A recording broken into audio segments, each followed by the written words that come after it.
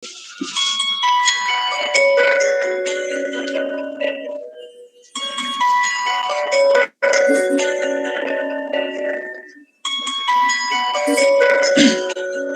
सभी का स्वागत है इस कार्यक्रम में। क्योंकि डॉक्टर साहब का परिचय मैं तैयार नहीं था। जिस शैली से आप चलते हैं आज थोड़ा आप पीछे चल रहे हैं, तो मेरा निवेदन था कि आप डॉक्टर साहब का परिचय करें औपचारिक, मतलब तो उसके बाद आप मुझे कहें, क्योंकि मैं आपके बेग से मतलब इतना प्रभावित था कि मैंने मानसिक रूप से खुद को तैयार ही नहीं किया कि मुझे ये करना पड़ेगा जो आप मुझे अब कह रहे हैं। कर सके तो, अन्यथा कोई दिक्कत नहीं है। सर मुझे लगा कि मैं जी सर, आप सर अपना अध्यक्ष उद्बोधन समाप्त कर लें अथवा उसके पश्चात हम, क्योंकि एक व्याख्यान जब प्रारंभ होना है तो मैं चाहता हूं कि जब व्याख्यान के प्रारंभ से पूर्व उनका संपूर्ण परिचय भी हम प्रस्तुत करें। तो जो आप चाहें बोलना वह आपके लिए है, और जो बचेगा या जो लगेगा कि मुझे बोलना चाहिए मैं अवश्य बोलूंगा सर। जी सर कृपया करके।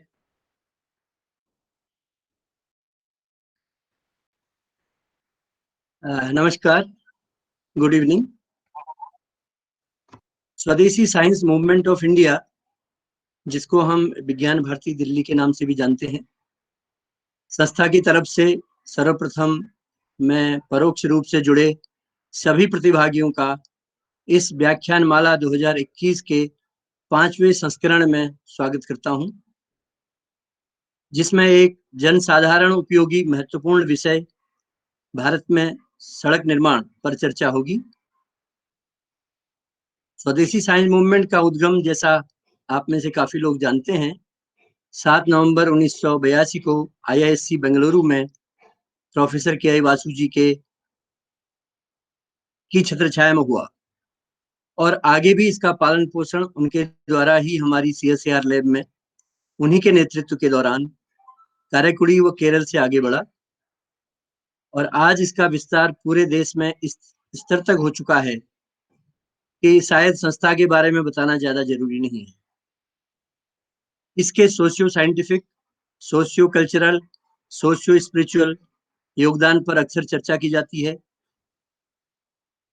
प्रशंसा भी होती है, कभी कभार प्रश्न भी उठते हैं। यदा कदा अब तो मुझसे लोग विचारधारा को लेकर भी सवाल पूछने लगे हैं। आज के कार्यक्रम के मुख्य वक्ता प्रोफेसर सतीश चंद्रा साहब, जिन्होंने हमारा न्योता स्वीकार कर कृतार्थ किया, के बारे में क्या कहूं। जैसा मैंने कहा, मैं सोच रहा था कि आशुतोष जी आपके बारे में बोलेंगे। आपके बारे में क्या कहूं, कैसे कहूं, मेरी समझ में नहीं आ रहा है। लेकिन फिर भी स्पष्ट कर दूं कि जब मैंने आपका नाम सुझाया था डॉक्टर प्रशांत जी को, उससे पहले मेरा आपसे कोई व्यक्तिगत परिचय नहीं था, और ना ही आप मुझे जानते होंगे। इसको आप विडंबना भी कह सकते हैं, और इसको आप बहुत अच्छा भी कह सकते हैं। लेकिन मुझे आपकी कार्यप्रणाली, मोडस ऑपरेंडी ने काफी प्रभावित किया। जब जब भी मैंने आपको फोरम की तरफ से लिखा, आपने हमेशा जवाब दिया। अनजाने व्यक्ति को जनरली जवाब नहीं देते हैं। ऐसा नहीं कि मैं कह रहा हूं आप सबसे अनूठे हैं, ऐसा नहीं है। जवाब ही नहीं दिया, बल्कि आपने एक्ट भी किया। उदाहरण के लिए, जो हमारा मल्टीलिंगुअल स्वदेशी विज्ञान पत्रिका का हमने शुभारंभ किया कोरोना पीरियड में, उसके लिए भी आपने न केवल एक्ट किया बल्कि अपनी संस्थान की तरफ से उसके लिए आर्टिकल भी भेजे। आपका बहुत बहुत धन्यवाद डॉक्टर साहब। वैसे भी मेरे अभिभाषण से पूर्व आयोजकों की तरफ से, यानी डॉक्टर आशुतोष जी की तरफ से आपका परिचय अपेक्षित था, जो डिटेल में आप जल्दी करेंगे। और मुझे तो अभिवादन करना या प्रशंसा करना आता भी नहीं, न मुझे करना है। फिर भी आपके अभिवादन प्रतीक स्वरूप 2-3 शब्दों में या 2-3 वाक्यों में सारी बातें सिमट सकती हैं। Most of the time, as you know, we judge the people by their position and appearances. which can be misleading. Every third person we generally say he or she is a down to earth person or a very dynamic. Down to earth का भी आप हिंदी में अनुवाद करेंगे तो it is becomes misleading sometimes. Anyway, उसमें मैं नहीं जाऊंगा. यथार्थ में प्रोफेसर चंद्रा की तरह के व्यक्तियों को, इंसिडेंटली मेरे गुरुजी, मेरे जो पीएचडी गुरु हैं वो भी प्रोफेसर चंद्रा ही हैं, बस उनका पहला नाम मधुप है, मधुप चंद्रा. इलाहाबाद यूनिवर्सिटी से उन्होंने डीएससी करी थी. संयोग की बात है. यथार्थ में आपकी तरह के व्यक्तियों को मैं उन्हें विहंगम योग के रूप में देखता हूं. विहंगम योग एक इस तरह का विज्ञान है जिसमें किसी एक वस्तु में, यानी किसी एक संस्था में, जैसे आप सीआरआरए के निदेशक हैं, उस वस्तु में आप तरह के लोग पूरी तरह से डूबते नहीं हैं, रादर डूबकर बाहर निकलते हैं और डूबे बगैर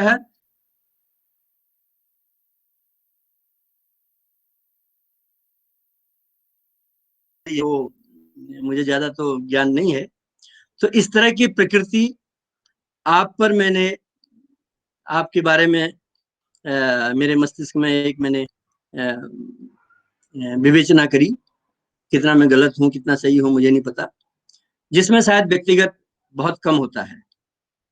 इस प्रकार वाणी से जो हम कुछ कहेंगे आपके बारे में वह अल्प ही होगा, लेकिन फिर भी बिफोर आई क्लोज, ये हम कार्य की बात करते हैं, I would like to request you, rather I would like to make a point also.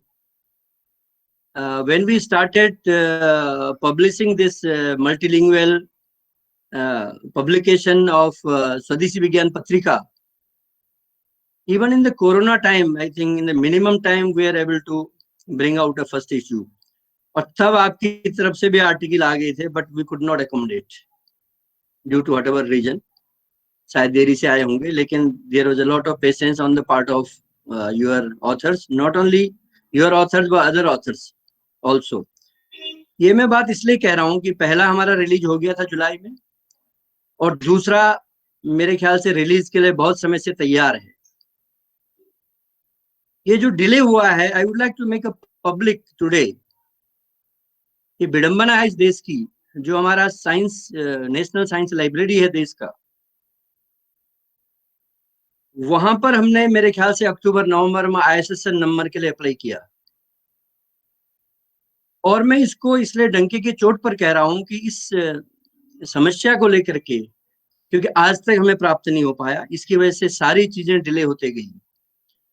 जबकि इन लोगों को हमें शाबाशी देनी चाहिए थी. We were one of the, to my knowledge only one forum, science forum, जिन्होंने जो है हिंदी में रादर बाइलिंगुअल मोड में 1997 से काम करना शुरू किया और पुस्तकें भी प्रकाशित करी. इवन CSIR में डॉक्टर मासिलकर का विज्ञान गंगा का आप लेख देखें 1998 का, पहली बार CSIR ने 1998 में ये कहा थ्रू ऑफिशियल मेमोरेंडम कि हमें हिंदी में कार्य करना चाहिए. उससे पहले से हम लोग काम कर रहे हैं. ये बात किसी के समझ में नहीं आई. ISSN जो नेशनल साइंस लाइब्रेरी, यह बात जब मैंने हमारे जो प्रथम वक्ता थे इसी सीरीज के प्रोफेसर भगवती प्रसाद शर्मा, उनको मैं इसलिए कोट कर रहा हूँ कि he is more knowledgeable than me. वो UGC की कमेटी में बैठते हैं, उनका ज्यादा एक्सपोजर है गवर्नमेंट के साथ, डिफरेंट जो ये जर्नल्स, मैगजीन्स, ISSN टाइप चीजें डील करते हैं. तो उनका जो मुझे मत था, उन्होंने कहा कि इसमें ISSN नंबर तो छोड़िए, उसके अलावा भी काफी दिक्कतें हैं. बाकी विस्तार में नहीं जाऊंगा. उन्होंने कहा था कि पहले तो हमें ईमेल से जो है ISSN नंबर मिल जाया करता था, लेकिन हमें अनफॉर्चुनेटली इवन इन्होंने जो टिप्पणी करी, इन्होंने हमारा ISSN नंबर रिजेक्ट किया.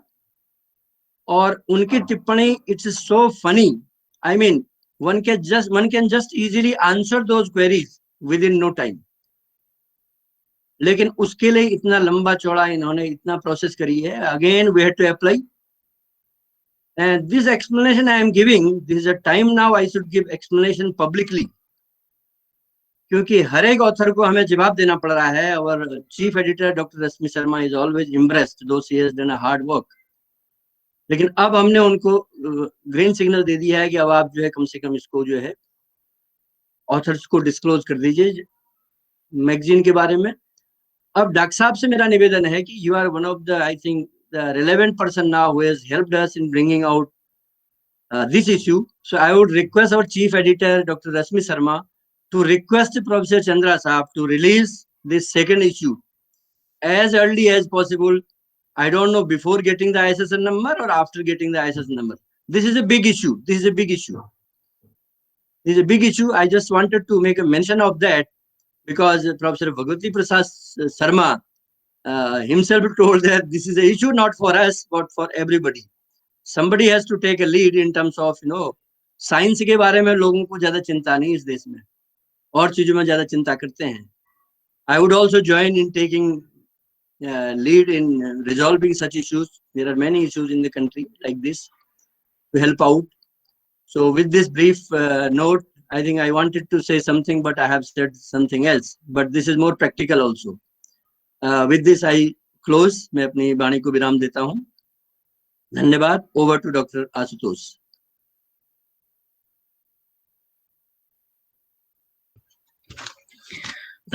जी सर, आपका बहुत बहुत आभार एवं धन्यवाद. और निश्चित रूप से कठिनाइयां आती रहती हैं, और लेकिन जब आप सब लोग का आशीर्वाद हम सबके साथ है तो ये कठिनाइयां अपने आप दूर हो जाएंगी. क्योंकि किसी व्यक्ति ने कहा है कि जो आज तुम्हारे बाधक हैं वो देख तेज तुम्हारा कभी साधक भी होंगे. जो आज तुम्हारे बाधक हैं वो देख तेज तुम्हारा कभी साधक भी होंगे. तुम अपने पथ पर चलना सीखो, पथ स्वयं तुम्हारे आराधक होंगे. हम अपने पथ पर चलना सीख चुके हैं और अनवरत रूप से पथ पर चलते ही चले जा रहे हैं. निश्चित रूप से जो भी बाधाएं हैं वे बाधाएं सभी के आशीर्वाद से, सभी के प्रयासों से दूर होती चली जाएंगी और यह धारा अनवरत प्रवाहित होती चली जाएगी. आज के हमारे जो मुख्य वक्ता हैं वे हैं डॉक्टर सतीश चंद्र साहब. और वैसे कई बार मुझे भट्ट सर ने कहा है कि मैं उनका कार्य आसान कर देता हूं, क्योंकि काफी कुछ परिचय जो होता है वो मुख्य वक्ता का मैं पहले बोल देता हूं. आज मैं नहीं बोल पाया, उसके पीछे बहुत बड़ा कारण यह भी था कि मुझे लग रहा था कि प्रोफेसर सतीश चंद्रा जी के जो कार्य हैं उनके कार्यों को यदि मुझसे कोई बड़े व्यक्ति अपने मुख से बताएं तो और अधिक उत्तम होगा और अधिक श्रेष्ठ होगा. क्योंकि मैं अभी बहुत छोटा हूं उनके कार्यों को समझने के दृष्टिकोण से भी, और साथ ही उन कार्यों के बारे में बताने के दृष्टिकोण से भी. मैं केवल और केवल एक संक्षिप्त परिचय. When the wheel was invented in something like 3500 BC to 5000 BC, nobody knows when it was invented and how it was invented. But when it was invented, then after invention of the wheel, moving on a single wheel was not so easy for the man, and therefore the man learned the art of joining two wheels to get the advantage of an axle. And that is how the two-wheeled cart or four-wheeled chariots were made. Now, to move these carts, or you can say chariots, a hard surface was required. And the material at that time was only the stones. And that was probably the beginning of making a road for movement of cart and movement of these horse carts. Now, this is a chart which shows that it started with Roman roads. Roman was considered the best. And then French roads, Chasquet roads, Metcalfe and Telford and Macadam, they were UK engineers. They also developed roads in their time. But the road which we are basically are based today, that is Macadam's road. The construction of the road which is based even today in all countries, that is based on theory given by Macadam. Now, I'll just take one slide for each. Roman roads, which is basically the period of 8th century BC, and they are considered pioneers in road construction. The Roman civilization was well known for good road system, and they built about 100,000 kilometers, which was serving military and administration both. And this line, the last line, the Rome was the focal point from where 29 major roads radiated in all directions. And probably that was the reason of this proverb that all roads lead to Rome. It basically came out from the reason that there were 29 major roads which all focusing on the Roman Empire. The average width of the road which was kept during Roman period was 5.5 meter to 6 meter to cater to the needs of the horses and horse carts. And that was the design of a Roman road. They made very thick road. They had a foundation which was normal soil, and above that a layer of crushed rock which was about 25 to 60 centimeter. Above that another layer of crushed rock which was about 20 centimeter again. Then a nucleus, here a concrete base, and above that you have the final layer which was about 15 centimeter thick. Now this came out to be more than a meter, maybe 100 centimeter to 150 centimeter thickness of the road. Now this road was naturally very expensive to construct, time consuming, and after the fall of Roman Empire, that was the reason why this technique of road construction did not gain popularity in other countries, because the material requirement was too large.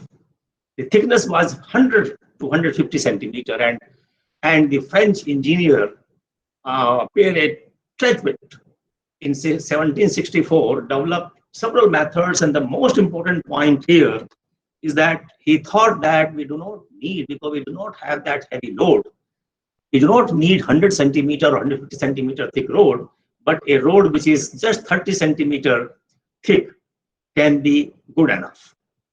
And side drains was provided in these roads. And you know, even today also side drain considered the most important part of any road design. Now, this Metcalfe construction, which was basically started at the same time when this Trechbit was working in France, Metcalfe was working in UK, in England, during 1765 to 1792, and he also gave his own design. He did not agree with the French road, but here also, if you see, the total thickness was 30 centimeter. The important feature of this drawing is that there was a cross slope here of 1 in 45, and that was probably the idea at that time. You know, this idea still persists. Still, we have this kind of slope on our roads. Now, this was the slope given on the road surface so that the rainwater or any water coming on surface can drain off easily. इसे आज हम camber कहते हैं अपने technical terms में, और ये इन 45 आज भी हम 2 से 2.5% का ये कैम्बर रखते हैं. तो आप सोचिए 1765 में मेटकाफ ने जो डिजाइन वैल्यू दिया फॉर कैम्बर 1 in 50, 1 in 45, वो आज भी यूज हो रही है. And this is the basically side drain here. After shoulder was provided a steep slope because ये shoulder कच्चे shoulder होते थे, तो इनको थोड़ा steep slope दिया 5% का. आज भी ये slopes shoulders पे normal payments ज्यादा होता है. And using this design, about 290-kilometer road was constructed in northern England. Now, Telford was also a civil engineer in London. He is considered founder of Institution of Civil Engineers, and he began road construction in early 19th century. He used very heavy foundation above the subgrade soil, and that is why this total thickness was more than 30 centimeter. A base of 22 centimeter was made, but important point is that here also he provided a cross slope which is almost same 1 in 45. See, 1 in 45, same slope which was suggested by Metcalfe. Sir, And this, move नहीं हो रहे sir. sorry, Sir, आपका move नहीं हो रहे sir. Slides are not moving. slides are not moving. Sir, sorry to disturb you, sir. I am Kantara, sir. Slides are not moving, sir. Yeah, which slide you are seeing? Only second slide, sir. Only, sir. Oh, Outline only देख रहे हैं, sir, हम तो. okay, let me stop sharing again.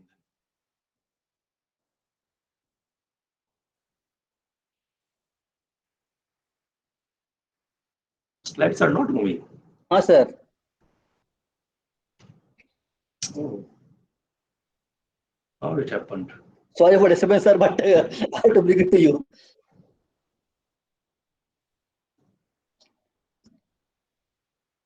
You are seeing the slide number 9 now? Yes, sir. Yes, yes. Okay, so let me not go to the slide presentation. हाँ, sir. Better, sir.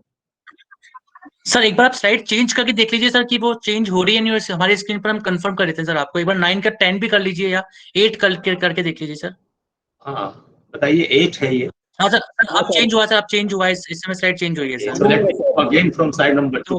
Okay. Yes, sir. हाँ, yes sir, please sir. What I was telling that हाँ, sir. यहाँ से. हाँ, sir. ये है slide number 3. जी, sir. यहाँ से शुरू करिए, sir.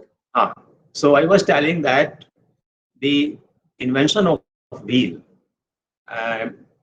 in 3500 BC to 5000 BC, no one knows how it was invented and who invented, but it is believed that it was during Mesopotamian civilization culture, and that was a revolution in the history of transport system.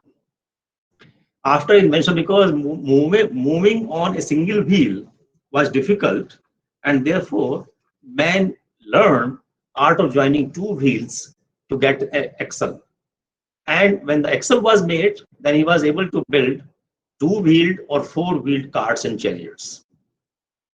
Now, when these carts were made, then the need was felt to have a very hard surface to move these carts, and that is probably that was probably beginning of the road construction.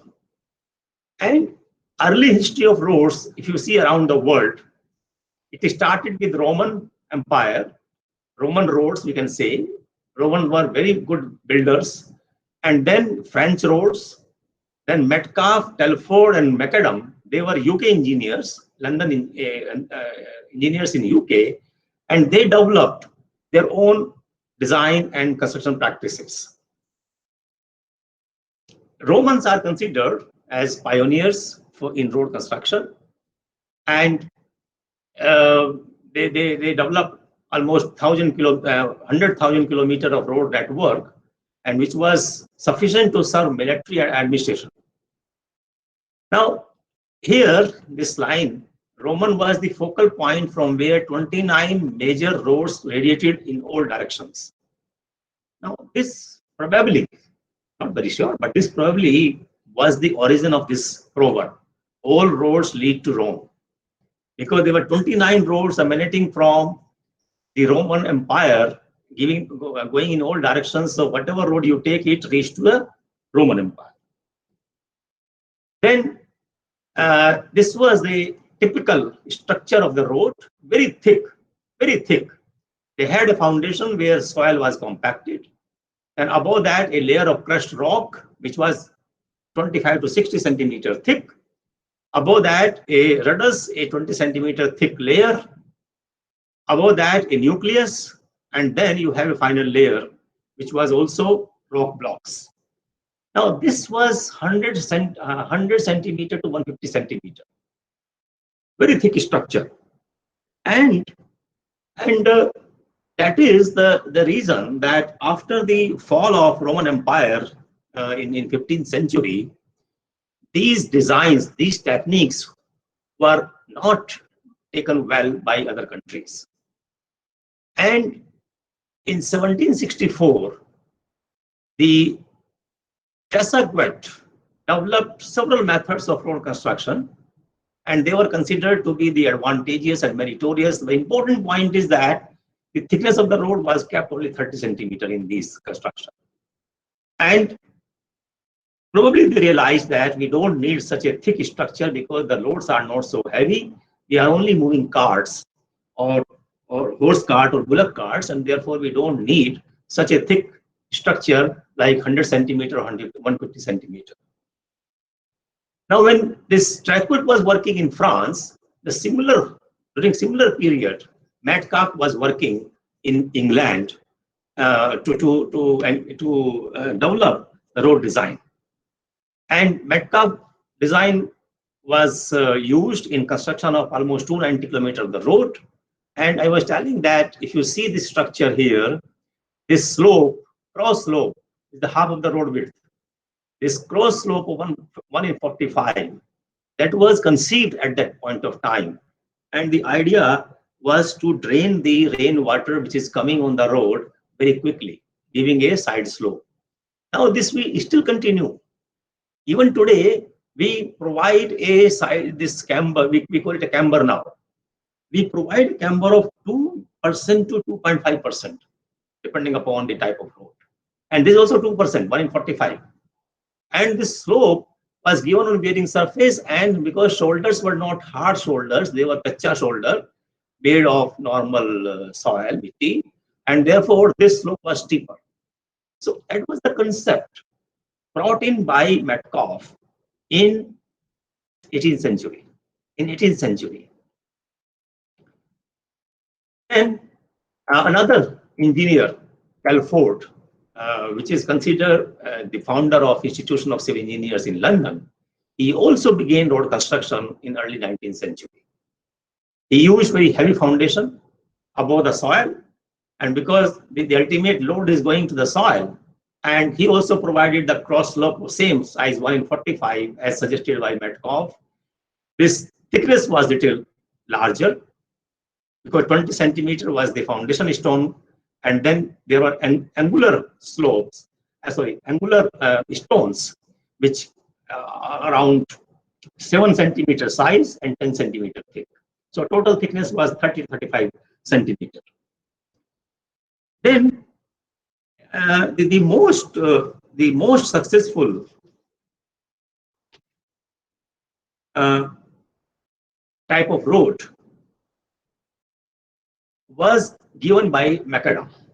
Macadam was also a surveyor in England, and he suggested an entirely new method of road construction, which was based on science. Macadam realized that when you apply a load on the surface, the stresses induced in the pavement reduces with depth. And therefore, the top surface should be harder, and below that you can have material which is not very strong. This is the concept we use even today to design any structure, any road, either cement concrete or a normal flexible pavement. He suggested a cross slope 1 in 36 to quickly drain the water, which is around 3%.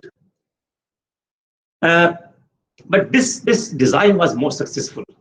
This design was more successful, and this is the basis for road construction even today. Now, if you look at the history of roads in India, the first period which basically come to my mind is the Mauryan emperors, which was around 321 to 185 BC. And they built very good roads. Chandragupta Maurya constructed around 2,400 kilometers of the road across the subcontinent, connecting Patliputra to Takshila. Kautilya, which was the great administrator of that time and author of Arthashastra, he laid down the standard width of various classes of roads. And the Megasthenes, a Greek ambassador, he wrote that the Mauryan rulers were great road builders, and they took very special care for repair of roads. Trees were planted along the roads to give shades. Wells were dug and rest houses were provided for the comfort of travelers. So all these care were taken by Mauryans with the constructed roads for the movement of the people. After that, Gupta period came. Gupta period was also a golden era in the Indian history, because during that period also roads received a great impetus. And when a Chinese visitor to India, he traveled widely on India's roads and left impressive accounts of road system. He was particularly impressed by the security and comforts provided to the travelers. History of roads will be incomplete if I do not mention the work of Sher Shah Suri. During 16th century, he built this Grand Trunk Road. It was originally built from Agra, which was the capital city of Sher Shah Suri, to Sasaram, his hometown, and he named this road as Sadak-e-Azam. The important point is that he was the first person to introduce this Qos Minaras. Now, Qos Minar is similar to what we have milestones today, kilometer stones today. So he put a minar at every 3,000 meter. 3,000 meter is approximately one Qos. And after the fall of Sher Shah Suri, the Mughal emperors extended this road to westward to Kabul and eastward to the port city of Chittagong. Then a period covering decline of Mughals and beginning of the British rule was a not good period for road system in India. Only two fellow, Bentinck and Lord Dalhousie, took some steps to improve the roads. In fact, Dalhousie organized to form provincial PWD, which we call today Public Works Department, in place of military board in 1885 for maintenance and construction of roads. As a result, good system of trunk roads in the country was developed by the end of 19th century. But when this railway was introduced in the country, that in 1853, that was a real setback to road system. That was a real setback to road system. If you see this slide, this GT road, it was rebuilt from Calcutta to Peshawar at a cost of £1,000 per mile. And during 1833 to 66 period, roads from Bombay to Pune, Bombay to Agra, and Bombay to Madras were also constructed. This was the time when this Thomson College of Civil Engineering was set up in Roorkee to train and employ local surveyors, engineers, and overseers to perform the work and to maintain the roads.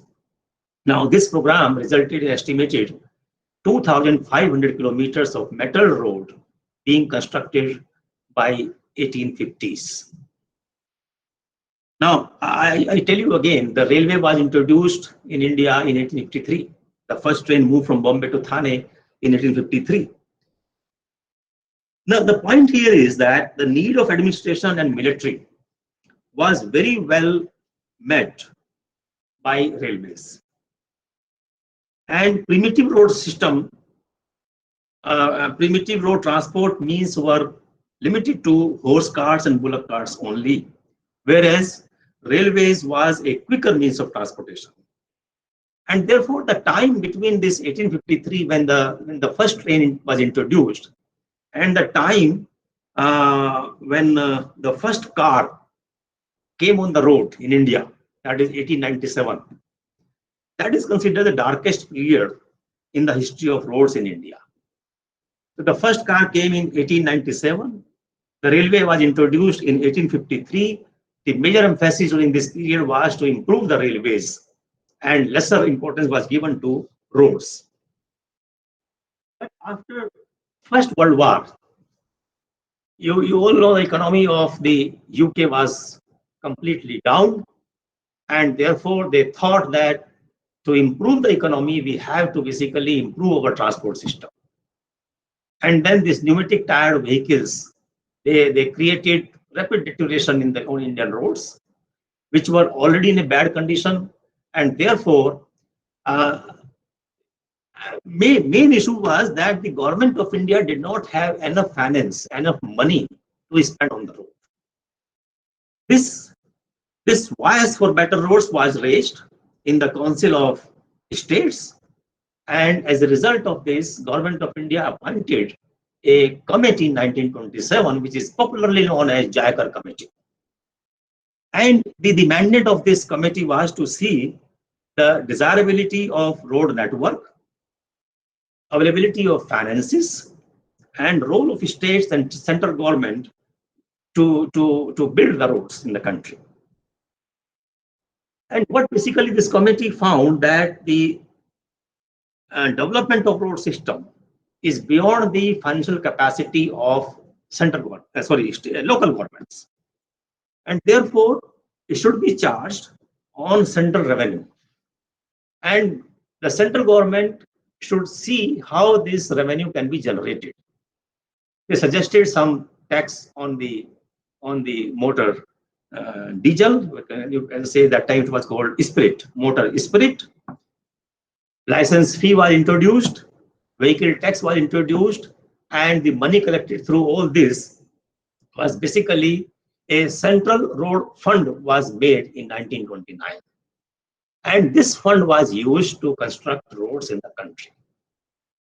When road construction started, the next necessity was to make standards for road construction in the country. How basically we should design the roads and how we should construct the roads so that there is uniformity and durability and performance is good. So for that matter, this Indian Roads Congress was set up in 1934.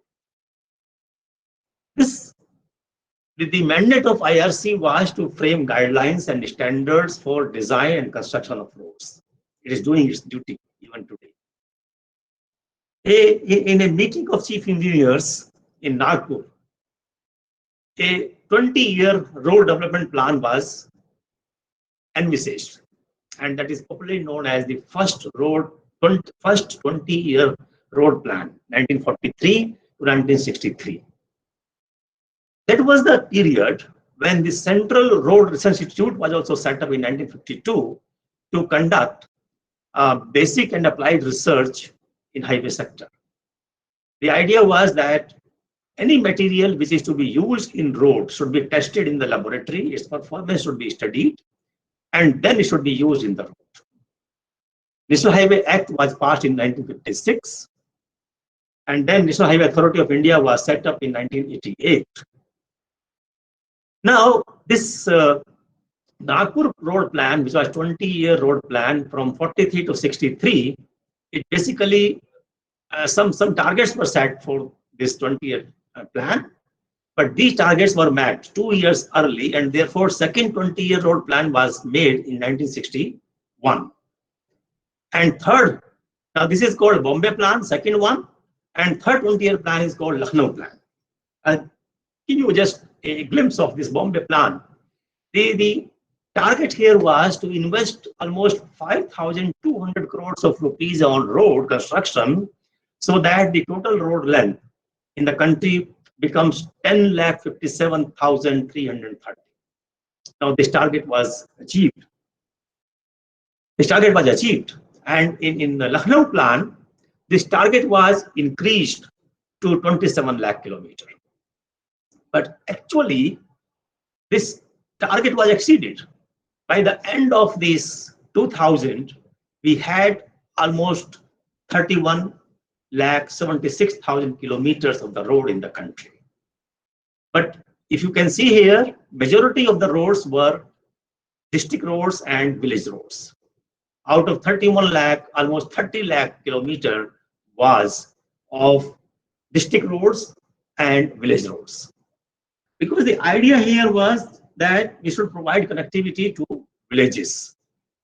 State highway and national highway were very less in number.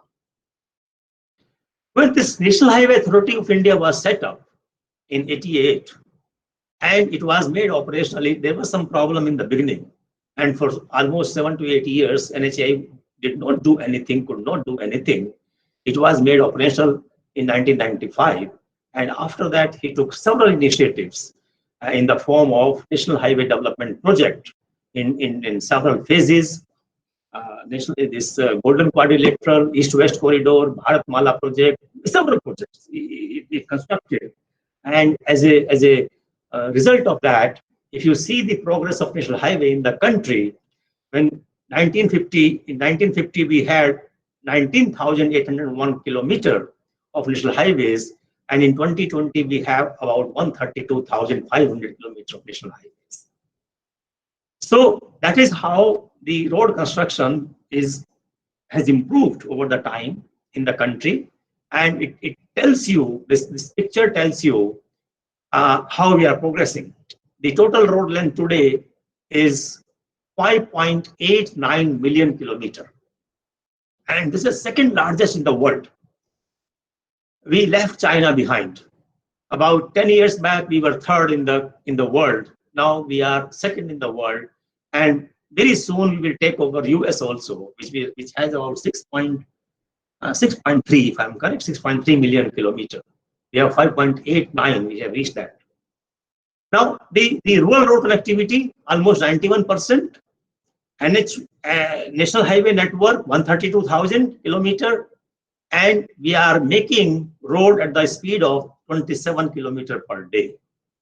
In rural road connectivity, the Prime Minister Gram Sadak Yojana, which was launched by Shri Atal Bihari Vajpayee ji in 2001, it has played a very, very major role to connect villages to the main highways, and the condition of the rural road has improved. Condition of the villagers have improved a lot. There has been several studies on that. I'll not go into that. Now, from here, I'm just now touching advanced technologies in road construction. We have been using some of these technology today. In last, I would say 7 to 8 years, there have been several technologies which have been introduced on our highways. There are certain technologies which are still being tested, and there are certain futuristic technology which I will discuss in next 20 to 4 slides. I have made a list of these, not exhaustive. Not very exhaustive. Plastic waste in bituminous layers, bomb mix technology, cold mix technology, recycling, geogrid, geotextile, new generation additives for stabilization, waste materials, self-filling payments, porous asphalt payments. One slide for each. This problem you know, the problem of waste plastic, how it is dumped, and what kind of havoc it is creating the environment, and it has become a major issue in all cities of the country. We at CRRI, long time back, we introduced a method where this waste plastic, after segregation, after cleaning, after shredding, it can be used in roads, in top layer of roads. So with this technique, a road was constructed in Delhi, in East Delhi area, in 2012, about 8 years back. And we monitored this road for 3-4 years. It performed very well. After that, this technology picked up, and now we means country. Country has constructed not several, but hundreds of kilometers of roads in different states, in different cities, using waste plastics. And there are many states now, I can name a few: Himachal Pradesh, Meghalaya, Assam, Haryana. They are now working with CRRI. They are now associating with CRRI to train their engineers to make roads with waste plastic. The tool is problem of every city. Another new technology which is gaining now momentum is microsurfacing. See, when the road is in good condition, it has not failed structurally. It is sufficient to take the wheel load, but the top surface has deteriorated. The riding quality, the comfort of ride has reduced. Then this is the best method to improve the riding quality without spending the amount on a thick layer. It's a very thin layer, maybe around 6 to 8 millimeter or 8 to 10 millimeter thick. Very thin layer is provided on the top surface, but the condition is that the road should be in structurally sound condition. If there are cracks, those cracks should be filled first before putting this layer of microsurfacing. Very cheap. It uses emulsion, and therefore no heating is required. Water environment friendly, and some mineral filler and chemical additive. IRC, Indian Roads Congress, has given guidelines for using of this microsurfacing. And using this technology, we have demonstrated on 11 sections in Delhi. which area covered is about 6 lakh square meter, total length of 30 kilometer. And these roads were constructed in the guidance of our scientists of CRRI, and they are working very well. Now, this technology, this is a repeat of, this is basically a field photograph. I put the same statement here also that it has been used in Delhi. I forgot to remove the earlier slide. Another one is warm and cold mix technologies. You see, in a normal construction, what is done, that bitumen is heated at a very high temperature of about 150 to 160 degrees centigrade. Aggregates are heated separately at the same, almost same temperature, and then mixed. And this hot mix is produced at a temperature 150 degrees centigrade. It is laid at 140 and then compacted around 100 to 120 degrees centigrade. Now, all these activities you can see are very energy extensive. They require a lot of energy. They generate a lot of fumes. Environment is polluted, and more important is that this kind of work is not very suitable in cold regions, in cold winter, because the mix will cool down very quickly, and therefore compaction becomes difficult. So the time period for construction of hot mix asphalt, the best time is summer. Now, solution to this is that we reduce the temperature of mixing of heating. Now, that is possible through warm mix technology, or half warm mix technology, or completely cold mix technology. One slide for each. In case of warm mix technology, you can see this is the photograph of a plant where a hot mix is being prepared at 150 degrees centigrade and warm mix is prepared at 110 degrees centigrade. You can see the difference in the pollution, the fumes. Now, this is basically what is done. It's an emerging technology, and what is done here is that we add some additive to the bitumen, and this additive will bring down the viscosity of the bitumen so that it can coat the aggregate at a reduced temperature. When the heating temperature is reduced from 150, 160 degrees centigrade to 120 to 130 degrees centigrade, then the energy is saved, emissions are saved, fuel cost is reduced, and it basically increases the life of the bitumen also, because when you heat the bitumen, it gets aged. Aging basically oxidation. Okay, so it can be used in cool weather also, because temperature is reduced. You can transport the mix to a longer distance, because you can lay and compact this mix at a lower temperature, 80 to 100 degrees centigrade. Now, another technology is cold mix, where you do not need any heating. So you can make a road at normal temperature, ambient temperature, atmospheric temperature. Now, this is possible by making use of bitumen emulsion as the binder. So we do not use bitumen, which is required to be heated, to make it softer. We use emulsion. Emulsion is basically bitumen and water. So it has been developed. This cold mix technology has been developed by CRRI long time back. It has been used for construction of rural roads under Prime Minister Gram Sadak Yojana. We are now developing it for high volume roads also, and almost 24,000 kilometers of the road have been constructed using this technology, and we are hand-holding with the state governments to help them making these roads, because this is non-polluting. The advantage of cold mix technology is that it is non-polluting, because we are not heating the binder. It requires less manpower, eliminates heating, energy conservation, and it can be used in several applications. These are listed here: tack coat and priming, crack filling, repair of potholes, microsurfacing. I told you about this layer, and it can be used in recycling also, which I will discuss it later. Yes, this is another one picking up now, because every field engineer, even government now realizes that there is a scarcity of road construction materials. Because when you construct a road, you need material in bulk, aggregate and bitumen both. The sources of aggregates are now depleting very fast, and there are many states where the quarry has been banned, completely banned. So what is basically done when the pavement surface has lived its life and you need to reconstruct the pavement? So what is done that we excavate the top bituminous layer of the pavement. And when you excavate this material, this is called RAP, reclaimed asphalt pavement. So in recycling process, what we do, we reuse this material again for making the road.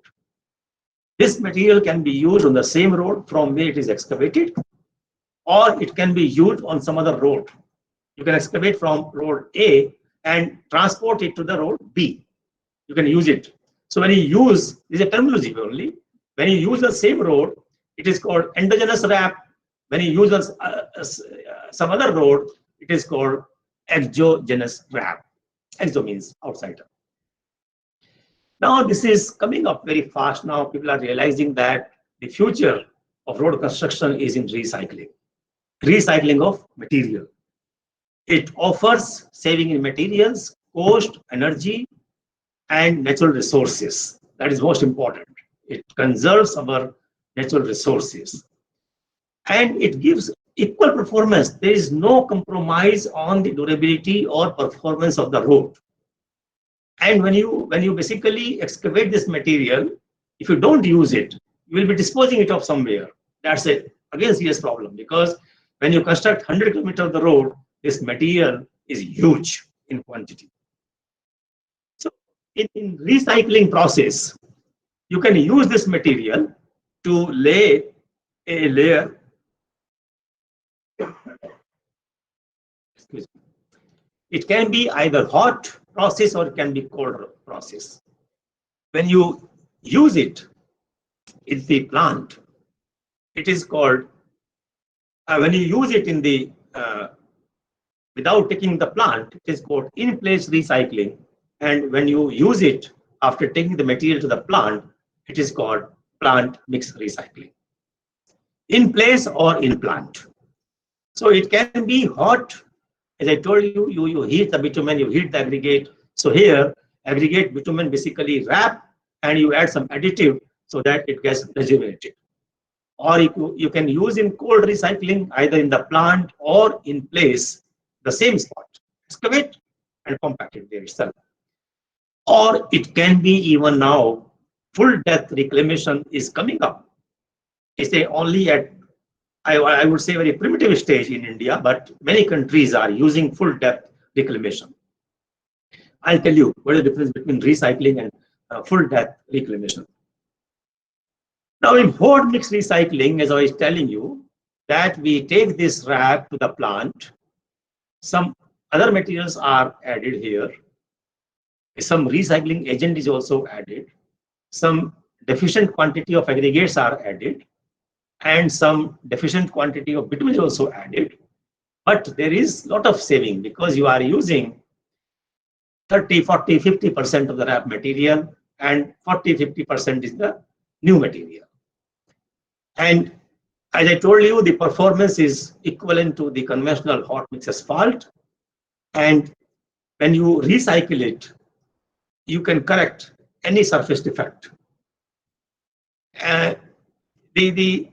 In place, when you use, you don't carry this material, RAP material, the plant. This is an in-place recycling machine where the existing pavement is heated, is scarified, built to a specified depth, and then you add some recycling agent there itself. You add some bitumen, new bitumen, some add aggregate, and lay it there itself and compact it. Surface recycling, repaving, or remixing are different, the typical types of processes which are used. In case of cold in-place recycling, the method is same, that you scarify it and reuse it, but we do not heat. We do not heat the material now, but basically here asphalt emulsion is used in place of bitumen, and it is again, I would say, that environment friendly, making use of the wrap material, and emulsion is proportional as a percentage by weight of the wrap, and wrap quantity varies. It all depends what kind of wrap you are using and what is the requirement of the layer. You have to design the mix properly in the laboratory before making use in the field. Now, this is the full depth reclamation. Here, in recycling, we only recycle the top surface, that is bitumen surface, black top surface. Whereas in case of full depth reclamation, you can go to entire asphalt pavement section and a predetermined amount of underlying base material also. Here, the 4 steps are pulverization, introducing of additives, compaction, and application of a surface or a wearing coats. Now, this concept now is being discussed at several levels, and we have demonstrated this full depth reclamation in 1 or 2 locations also. And I am sure that it will pick up very, very soon, because this will also save a lot of energy and a lot of aggregates.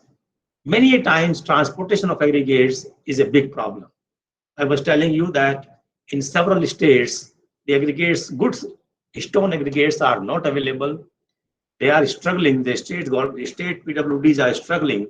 Either they transport aggregate from a long distances, or they try to make use of whatever is locally available. Now here, these waste materials can make a good pitch. And there are several waste materials available in the country, in different parts of the country.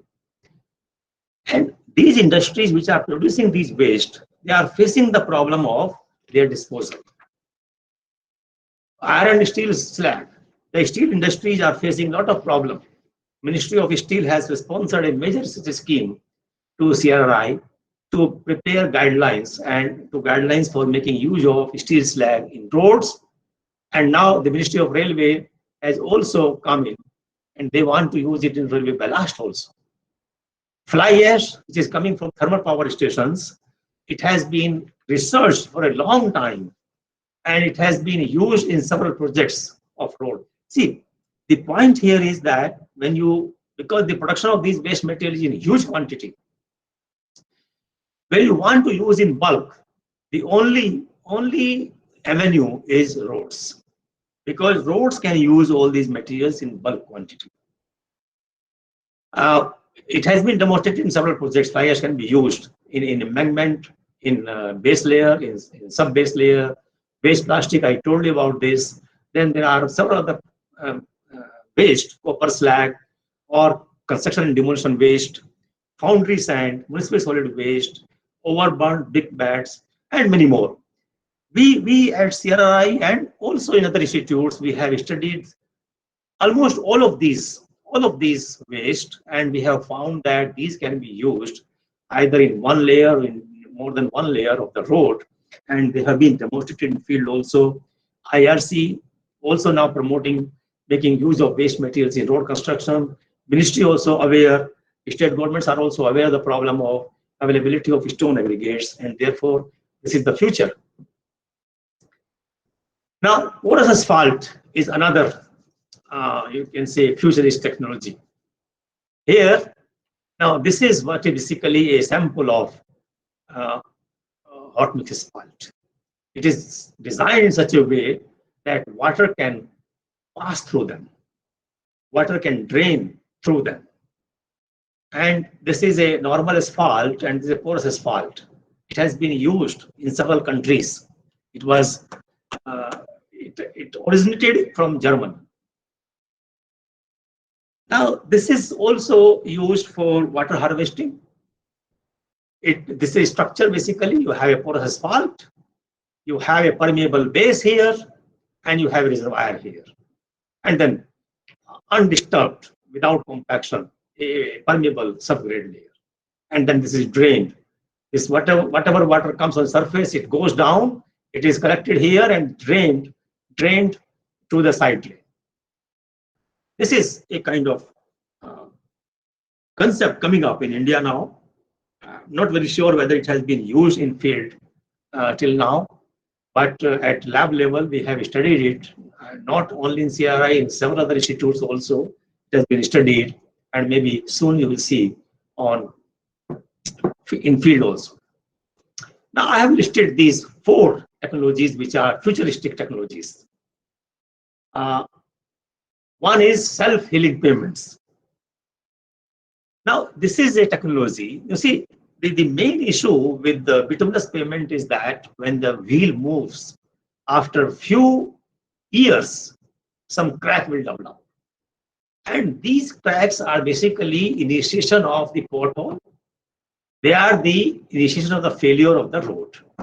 So if we can heal these cracks at the time of initiation itself, then the life of the pavement will increase. That is the basic concept of self-healing pavements. So here we use some nanoparticles, nanoclay particles, or nanoclay modified binders, or you can say nanorubbers, and some regenerators like microcapsules. And when you basically, when crack develops, you heat the surface of the road through some induction, and this microcapsule will basically burst, and it will release something, and that will heal the crack. This is still at lab level. This technology is still at lab level. It has not gone into the field. Then precast concrete roads. It is at both level now, at field level also, at research level also, but that is a serious need of the country, particularly in areas where you don't get time to make the road. Naxalite affected area, where if you make a road, that is a cement concrete road, you leave it for 28 days for curing before opening the traffic. There's no time. There's no time, and you want to construct road overnight. So the best thing is that you make these slabs somewhere else, transport the site overnight, and make the road. That is precast concrete roads. Solar roads. This is another future technology, and main purpose is to replace the asphalt roads by solar panels. And these solar panels will generate electricity. That electricity can be used either to light the street lights. It can be used for charging stations or electric vehicles. It can be used by the villagers which are on the side of the road. And this will be basically, this is also on experimental stretch. A very small stretch of solar road has been constructed in France, and they call it Wattway Solar Road.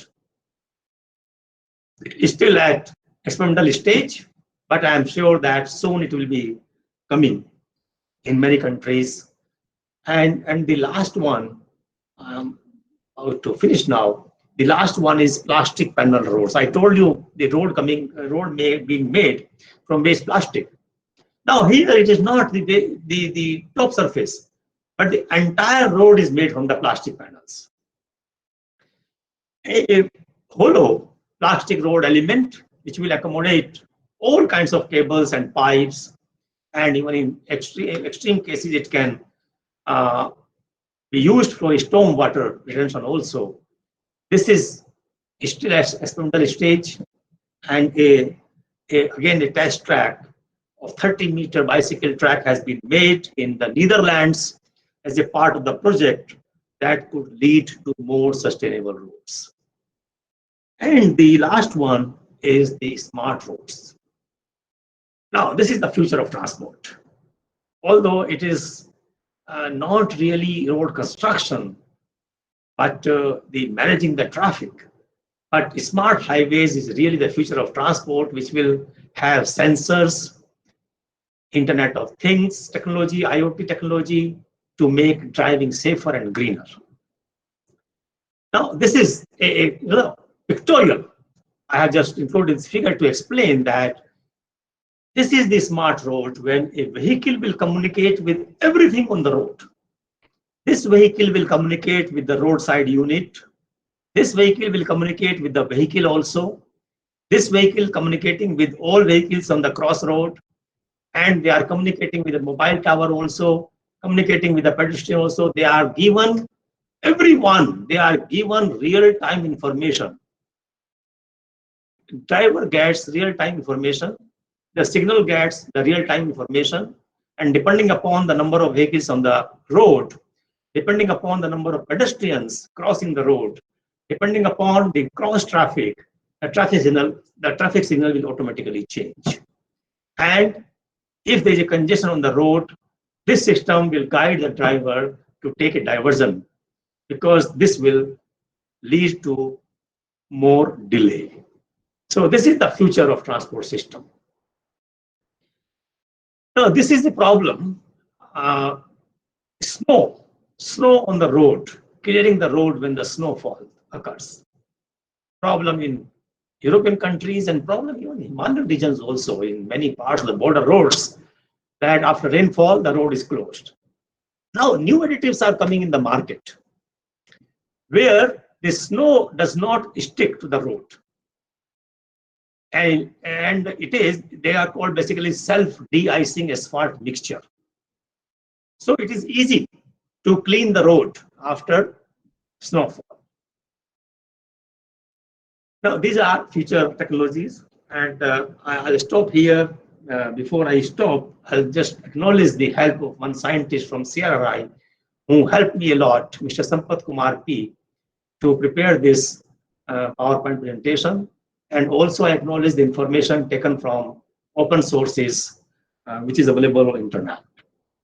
And I'll stop with the statement of Mr. John F. Kennedy, that it is not our wealth that built our roads, but it is our roads that built our wealth. Thank you very much. Thank you for your patience listening.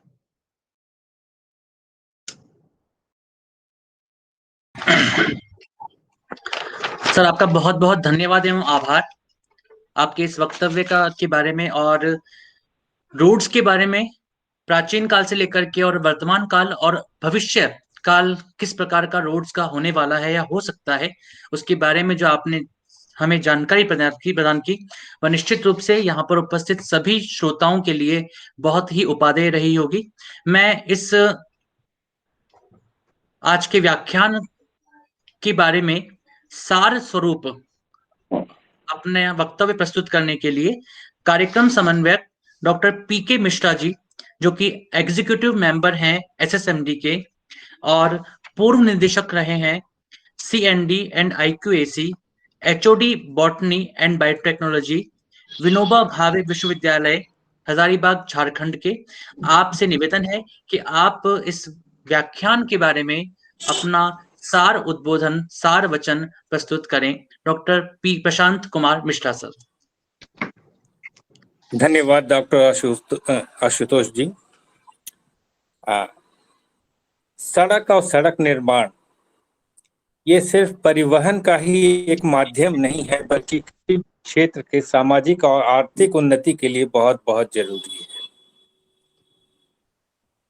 मेरा जन्म बिहार में हुआ और जाहिर सी बात है, बिहार में जन्मने के कारण शेर शाह सूरी का जो योगदान था इतिहास में जीटी रोड के नाम पर, और आज के काल में भी आप लोगों में से बहुत लोगों ने सुना होगा, नालंदा में एक व्यक्ति हुए दशरथ मांझी, अकेले दम पर पहाड़ काट के बहुत लंबा नहीं बना पाए, लेकिन कुछ किलोमीटर का ही रोड उन्होंने बना डाला। तो आप समझ सकते हैं कि सड़क निर्माण और सड़क की महत्ता हम बिहार के लोग बहुत ज़्यादा जानते हैं। और ये सिर्फ बिहार तक ही नहीं है, किसी भी क्षेत्र का आदमी वो तब तक विकास और विकसित नहीं हो सकता है जब तक उसको पूर्ण रूप से एक अच्छी यातायात व्यवस्था का उसको उपलब्ध नहीं करा दिया जाए।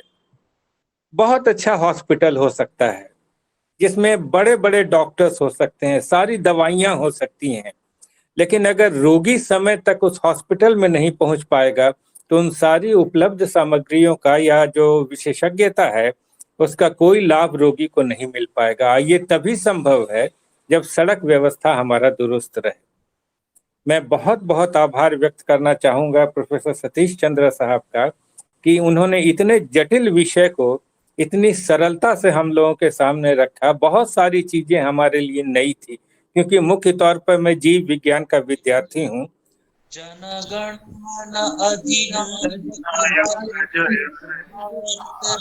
भाग्य विधाता पंजाब सिंध गुजरात मराठा उत्कल गंगा विंध्य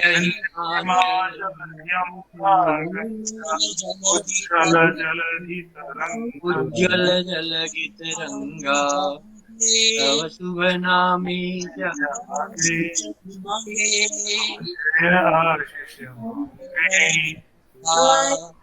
तब जय गाथा जय हे भारत भाग्य विधाता भाग्य जय हे जय है जय जय है जय जय जय जय जय हे जय हिंद, वंदे मातरम।